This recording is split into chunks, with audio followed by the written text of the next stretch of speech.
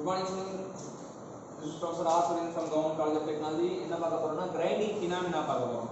Grinding phenomena, grinding பண்ணும்போது சில phenomena நடக்கும். Glazing அப்படிங்கிறது அந்த grinding மழுன்னு ஆயிடுது. ஷைனி அப்படிங்கிறது தான் glazing சொல்லுவோம். அது எதனால வரும் அப்படின்னு பாத்தீங்கன்னா odd wheel high speedல ஓட்டணும்னா glazing வரும்.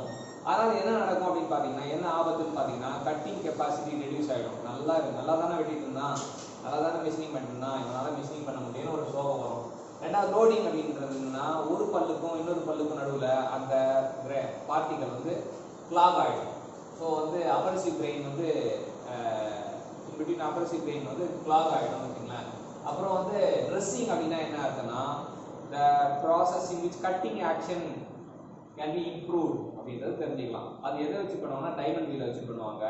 நம்ம எப்படி ஞாபகம் வச்சுன்னா ஐடி கார்டை பார்க்கும்போதெல்லாம் improving the cutting action dressing, improving the cutting action dressing. நம்ம ஒரு நாளைக்கு ஒரு 4 வாட்டி 5 வாட்டி ஐடி கார்டு வந்து பார்த்துக்கலாம். ஐடி கார்டு வந்து பார்த்து நம்ம improving the cutting action dressing ஞாபகம் வச்சுக்கலாம். அப்புறம் doingனா restoring the cutting action, அது வந்து எங்க தல PR அப்படி ஞாபகம் வச்சுக்கலாம். ஸோ வந்து PR வச்சுக்கிட்டு restoring the cutting action by diamond wheel அப்படி ஞாபகம் வச்சுக்கலாம். அப்புறம் grinding ratioனா volume of metal removed from workpiece to the volume of grain removed from the grinding wheel. workpiece எவ்வளோ மெட்டீரியல் ரிமூவ் ஆகுது, கிரைண்டிங் வீல் எவ்வளோ material remove ஆகுதுன்றது ratio தான். 20-30 இருந்தால் அது ரஃப் கிரைண்டிங், அது 75-125 இருந்தால் ஃபினிஷ் கிரைண்டிங் அப்படின்றது தெரிஞ்சுக்கலாம். அப்போ அந்த நம்பர் அதிகமாக பெட்டர் கட்டிங் ஆக்ஷன் தெரிஞ்சுக்கலாம். Thank you champions.